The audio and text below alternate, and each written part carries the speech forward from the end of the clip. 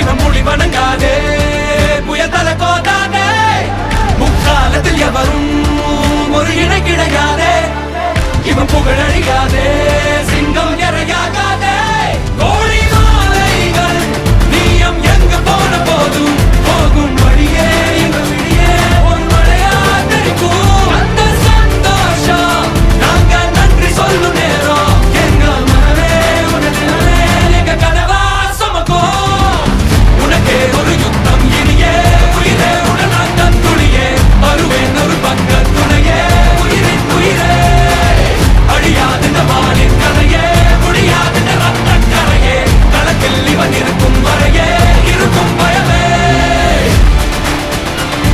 ஒரு பேரே வரலாறு அழிச்சாலும் அழியாது அவன்தானே ஜனநாயகன் ஒரு யுகமே காணாத மக்கள் மன்னன் பிறந்தாரு தமிழ் மண்ணின் தரமானவன்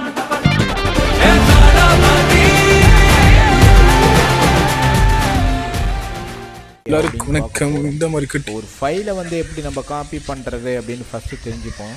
இப்போ இது ஒரு ஃபைல் இருக்குது அப்படின்னா இந்த ஃபைலை வந்து ஃபஸ்ட்டு செலக்ட் பண்ணணும். செலக்ட் பண்ணுறதுக்கு உங்கள் மவுஸில் வந்து இப்படி ஒரு கிளிக் பண்ணிங்கன்னா இந்த ஃபைல் வந்து செலக்ட் ஆகிடும். ஓகேவா? ஒரு ஃபைல் மட்டும் செலக்டில் இருக்குது.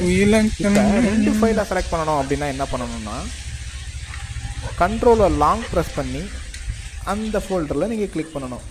இப்போ பாருங்கள் 2 உங்களுக்கு செலக்ட் ஆகிடுச்சு.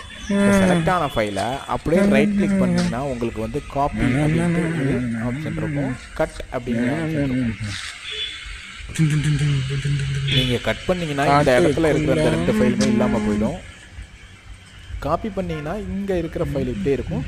இதே மாதிரி இந்த ஃபைலை அப்படியே காப்பி பண்ணி ஒரு டூப்ளிகேட் ஃபைல் வந்து गाइस எல்லாருக்கும் வணக்கம். நம்ம இந்த வீடியோல பார்க்க போறோம் அப்படின்னா இப்போ பார்த்தீங்கன்னா இந்த 2 ஃபைலுமே வந்து எனக்கு காப்பியான ஃபைல் நான் வந்து இந்த ஷார்ட் பேக்ரவுண்ட் அப்படின்றதுல இந்த ஃபோல்டரில் போயிட்டு இப்படி லைட் அப்படி கிளிக் பண்ணி இது பேஸ்ட் அப்படின்ட்டு கொடுத்தேன்னா எனக்கு வந்து பேஸ்ட் ஆகிடும். அங்கே இருக்கிற ஃபோல்டர் மாதிரியே வந்து எனக்கு இன்னொரு ஃபோல்டர் ஒன்று கிடைக்கும். ஸோ இதைத்தான் வந்து காப்பி அண்ட் பேஸ்ட் அப்படின்னு சொல்லுவாங்க.